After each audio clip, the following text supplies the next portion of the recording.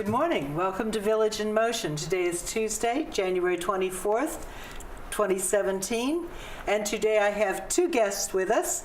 First, we have resident Marcia Boyles, who's usually on my side of the table. I like this. I know, this is a switch in seats, isn't it? Mm-hmm. And with her, we have Kathleen Taylor, who's our social work manager. Mm-hmm. And today, you are here with us to talk about a CCRC forum. And first, let's say what CCRC is. That's Continuing Care Retirement Community. For those who aren't fans of acronyms, tell us what the CCRC forum is all about, ladies. I'm going to turn it over to you. You want to go first? Well, all right. I was just going to ask you if you didn't want to go first. Go for it. Oh, you could tell we work together a lot. Exactly. We are holding a week from Friday, and we'll give more particulars about the place and time, a forum on the future of CCRCs. What is Greenspring going to look like in the future, and what are other CCRCs? Now, this is not to be construed as what will Greenspring look like in the future, but what may Greenspring and other continuing care retirement communities, what could happen in the future? Well, yes, to both questions here. I think what we're talking about is, yes, what are the trends in CCRCs? What are the baby boomer expectations, for example? What will technology do to CCRCs? But I think in addition to that, we certainly want to provide the opportunity to all residents to ask the expert who is giving this forum, whom again we'll talk about momentarily, what the future of Greenspring particularly will look like. He's very familiar with Greenspring, and I think the model that we're now adapting at Greenspring, the new Erickson model, I guess is one way of phrasing it. How that will impact the future of Greenspring specifically. So we're looking at both. We're looking at it generically, and we're looking at it specifically. Yeah, and this forum was really a response to some of the remarks we got when we did a couple of focus groups for our Vantage Point show. And a lot of the people who attended the focus groups were really interested in sort of having those conversations. What possibly will be happening. Everybody understands that the baby boomers coming into the system are going to probably assert themselves just as they have along every line of history. So there's going to be some differences in the expectations and preferences of this new group of people coming in. So how is that going to impact our community, certainly, and how is it going to impact CCRCs in general? And since Leading Age does a lot of research, they definitely do a lot of. Now you're mentioning the word leading age. What is leading age? We didn't say that, did we? No, and we also didn't really tell our audience who our speaker is. So let's go back a little bit. Yes. So Steve Magg is a director of Leading Age, and Leading Age is a group which is based out of DC.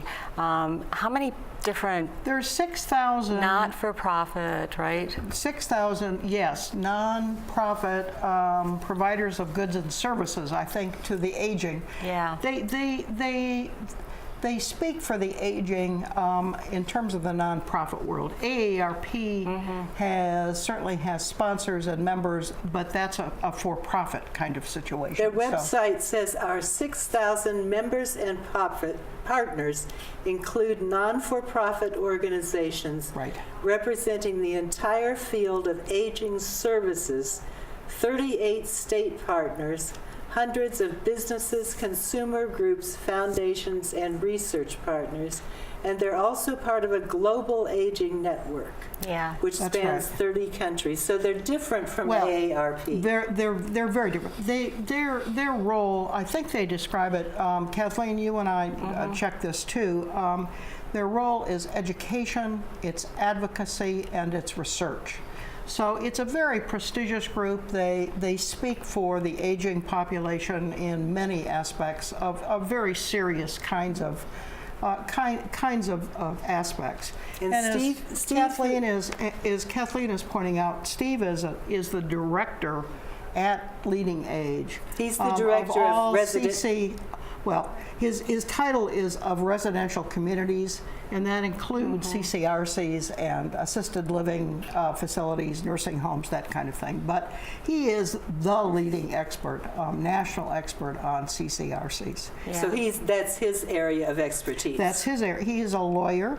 He's been doing this for a number of years, and he's been out here several times. So there are people here who have heard him. I've heard him. I thought he did an excellent job. He's a very serious person. And again, he knows Greenspring, and he knows the Erickson communities. So we're very excited about this. We're starting all this with our Vantage Point program. Kathleen and I do a monthly program called Vantage Point. Tell us a little bit. For those who haven't seen Vantage Point, tell us a little bit about it. Okay. Well, we set it up as a show that would provide conversation about a topic of interest. And so typically Marcia and I will have one or two people come on, and we'll really just kind of have a conversation about whatever that topic might be, and hopefully kind of get some people thinking, the people that are hearing the show, to thinking about the subject. We understand that a lot of times it becomes a topic of dinner conversation later on in the day, so that's really what we'd like to do. Give us an example of what one of those subjects might be. Oh my goodness. The one we started with is, who am I now that I'm old? Right. I think the show that has had the most attention and comment was the one we did on who's moving into Greenspring. The fact that the Greenspring resident profile is changing, and the reasons for that. Yep. Yeah, so any topic that, and we have used the focus groups that we've done in the past to be able to kind of think about that. We did a 3-part series on legacy. And that ended up going into a community format as well, where we actually had a presentation, and then we ended up doing workshops.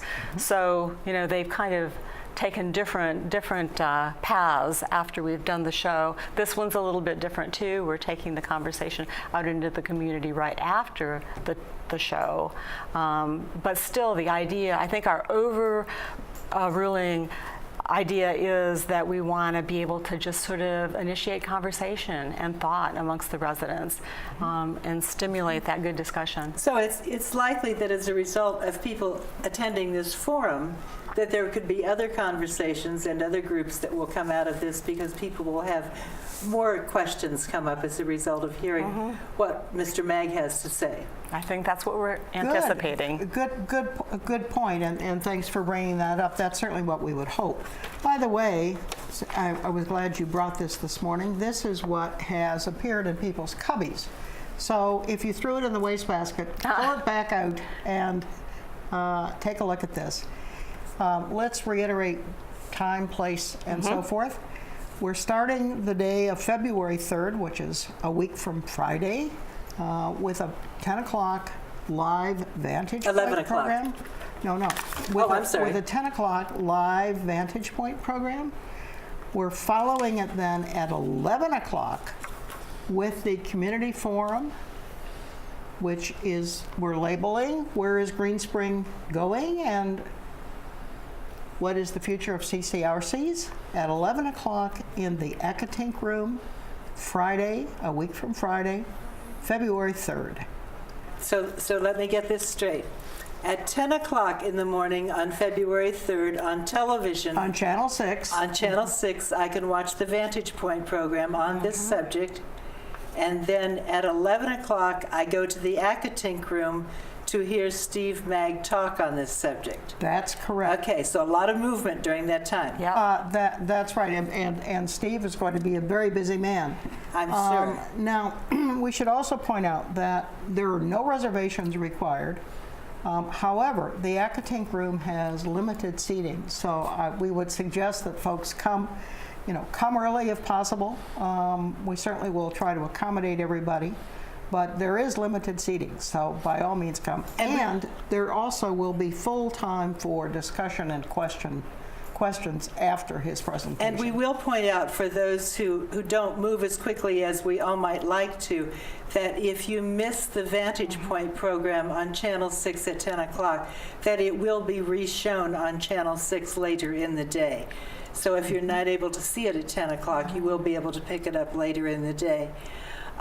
One thing I would like to point out that as we listen to this gentleman talk, that he is not going to be, he's going to be talking about the future of continuing care retirement communities.